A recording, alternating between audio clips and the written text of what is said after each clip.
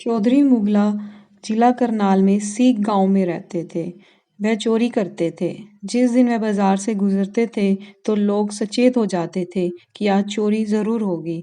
जनता उनसे डरती थी। एक समय पंडित गणपति शर्मा जी पानीपत के बाजार में उपदेश दे रहे थे।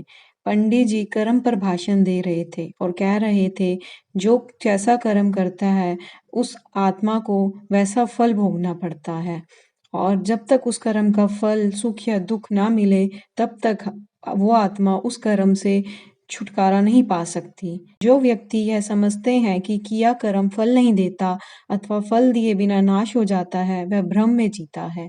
हम जो बुरा भला करते हैं उसका फल अवश्य मिलेगा। हमें ऐसा समझकर ही कर्म करना चाहिए। परमेश्वर न्यायकारी है, अतः कर्मानुसार ही सुख व दुख देता है। चौधरी मुगला यह भाषण सुन रहे थे।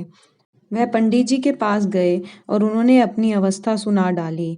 चौधरी जी ने कहा, आज तक साधु ब्राह्मण यही कहते थे कि गंगा यमुना स्नान कर लो तो सभी पाप धुल जाते हैं। मैं इसी विश्वास पर चोरी करता था, परंतु आप कहते हैं कि फल अवश्य मिलेगा। इससे तो मेरा सारा खेल बिगड़ता है। अब यदि मैं आर्य हो जाऊं तो क्या होगा? पंडित जी ने कहा, आगे अच्छे इंसान बन जाओगे तो आपका भला ही होगा, लेकिन पिछला फल भोगना पड़ेगा।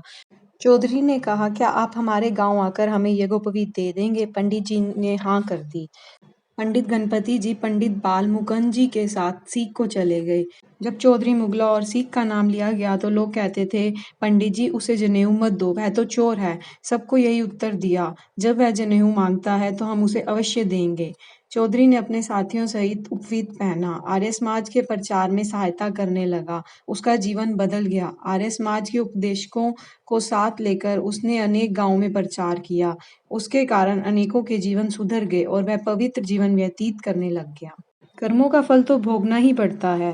भीष्म पितामह जी के सामने जब एक बार सांप आया तो उन्होंने उसे साइड में फेंक दिया, लेकिन वो सांप झाड़ियों में अटक गया और वो तड़प तड़प कर मर गया। इसी तरह 100 सालों बाद भीष्म पितामह जी को भी सैया पर लेटना पड़ा। जैसे वो कांटे सांप को चुभे थे, भीष्म पितामह जी को भी अपने कर्मों का फल भुगतना पड़ा। जबकि उन्होंने ये कर्म जानबूझकर नहीं किया था, वो तो उसे बचाना चाहते थे। तो हमारी क्या दशा होगी जो कर्म हम जानबूझकर करते हैं। इसलिए हमें भी अच्छे इंसान बनने की कोशिश करनी चाहिए।